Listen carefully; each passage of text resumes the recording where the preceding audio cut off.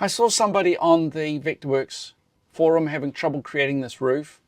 So I'm going to create a polygon. I'm going to trace over this roof as much as I can. Now I have discovered, I've tried this once already, now I have discovered that this corner here is not in fact the perpendicular or the bisecting angle between the two of them. If I choose to draw a line from this corner to my bisecting angle, so I'm going to hit the T key there and the T key here, and that should give me my bisecting angle. Where's it gone? Now let's make sure I got the T key on that one. There's my bisecting angle there. And you can see the bisecting angle is a long way off this angle here, which means that the angle of this part of the roof is slightly different to the angle of this part. So let's draw what we need, which is from that corner up to there, down to there, and to there. So I'm going to create this one first. This is going to be a roof face of 15 degrees. Create roof face. I'm going to set the height to 8 feet and click along that face, and that puts my roof up to that point. Now I've actually placed a 3D loci at the right height here. So it's at 9 feet 11. So let's copy that.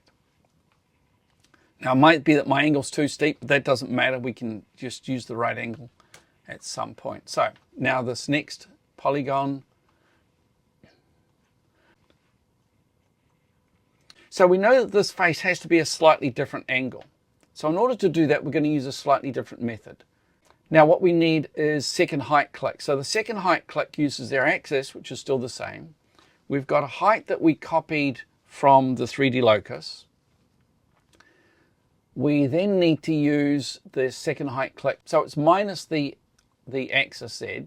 So it's that minus 8 feet.